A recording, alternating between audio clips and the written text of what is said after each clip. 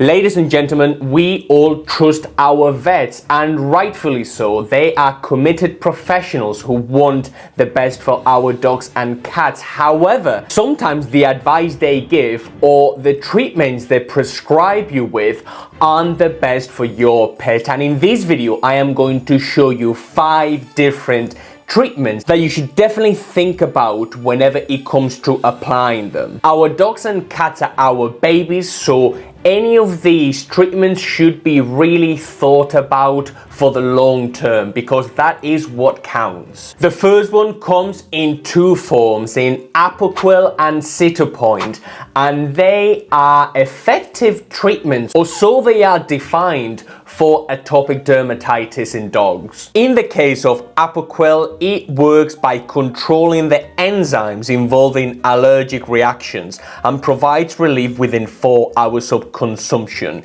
In the case of Cytopoint, this is an injection for dogs that is a safe and effective treatment that provides long-lasting itch relief for dogs with allergic or atopic dermatitis. Now, let me tell you something. I have nothing against Cytopoint or Apoquel inherently, but the one thing most vets avoid talking about is the underlying cause. You see, Cytopoint and Apoquel and any other itch relief tablets are just patches. These aren't the solution to the problem. This is just the patch that sits on top of the problem. So if you are dealing with a dog with sensitivities, with allergic reactions, or with atopic dermatitis, it is very likely that your dog or cat is subject to some sort of sensitivity, and sensitivities in food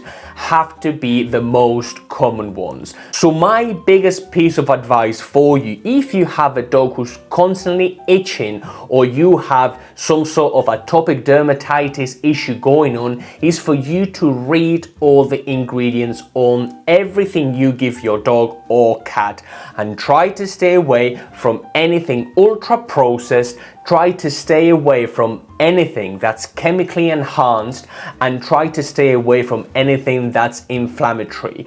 What do I mean?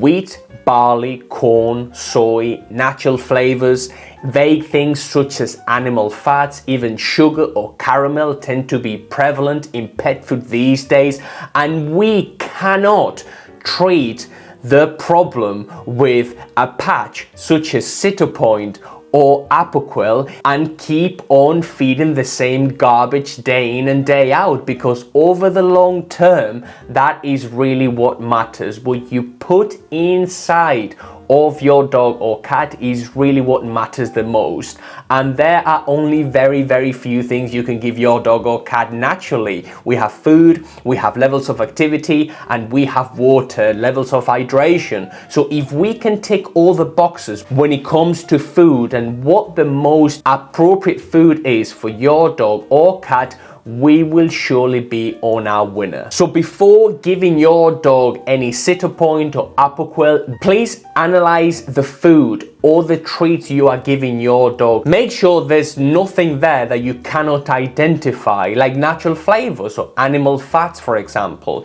If you can identify something, you will not know what's triggering this atopic dermatitis or this itching. The second one is Librela or Solensia, and these are for the treatment of arthritis. This is a drug by Zoetis, and it has been widely available and distributed millions and millions of times. Now, there is a direct correlation between arthritis and old age for dogs and cats, and whilst Zoetis has developed this drug that seems to be effective in millions and millions of doses so far, there have been many thousands of reports of dogs and cats getting sick or even dying shortly after taking the drug. Now, what could be causing this? Well, any underlying comorbidities or anything that would denote ill health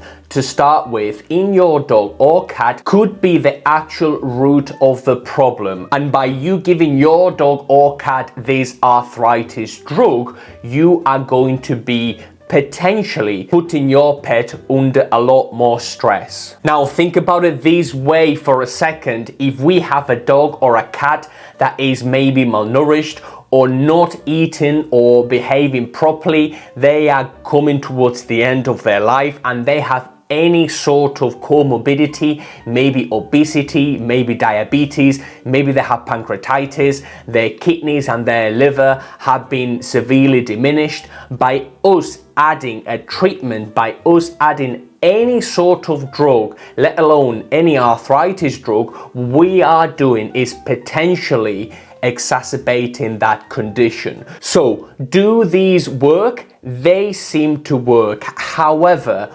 always enter the room with eyes open. So whenever you talk to your vet, make sure you do a 360 scan with your vet on your dog or cat, and if there's any reasons as to why you shouldn't apply this medicine, you should stay away from it. Another very common treatment is caninsulin, and this is the insulin that dogs receive for diabetes. Now, it is very, very important for you to understand the dynamics of diabetes before administering insulin to your dog. Now, the amount of dogs that are fed carb-rich diets and on top of that they get given caninsulin is absolutely staggering. If you are feeding your dog a high carbohydrate diet, those carbohydrates are going to be converted into sugar in the liver. Now, if on top of that we are tinkering with our dog's sugar levels because our dog's pancreas isn't working properly, we are surely doing our dog a huge disservice. Now, diabetes mellitus, insulin deficiency, is absolutely no joke, and you being able to control your dog or cat's blood sugar curve is extremely important. And for you to understand the role of carbohydrates and the potential dangers of feeding too many carbohydrates to your dog or cat when they are already on this treatment is absolutely crucial, and this is something we see time and time again in our consultations. So if you are going to provide your pet with caninsulin,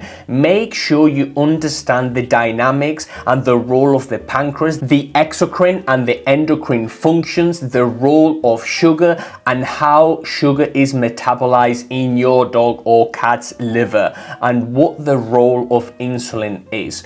So does caninsulin work? Yes, it absolutely does, but the research has to be a lot deeper than it currently is. The fourth and the fifth one come under the same parapet in my opinion, and these are the fleas and wormers that get given every single month on a subscription to dogs and cats. Let me tell you something, when we are young, we do not take daily tablets of anything because we do not need them. However, as we get older, we may start getting more and more tablets because of high blood pressure, because of any other comorbidities, or because of any other problems that might arise with age. But let me tell you something, giving something to your dog or cat from a very early age forever without interruption puts unnecessary pressure on the liver and the pancreas of your dog and the kidneys of your dog,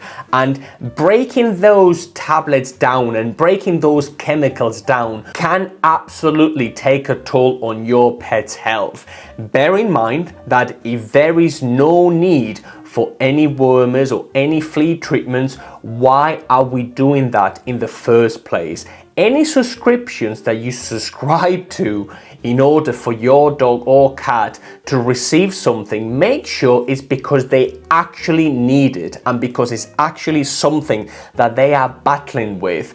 If there is no need to prescribe something, if there is no need to administer something, do not do it. Keep it simple, keep it natural. The best way to keep our dogs and ourselves in the best nick possible is to keep it as natural as possible. And whenever we need pharmaceutical intervention, then absolutely do rely on pharmaceutical intervention. But if there is nothing to do, there is nothing to do. Always bear in mind that whilst veterinary clinicians are extremely knowledgeable and kind and love animals, sometimes they act just as GPs and they have general knowledge, and they sometimes prescribe different things that might not be suited for your dog or cat and might be designed to treat the problem instead of actually addressing the problem from within. This is a bit like watching a house on fire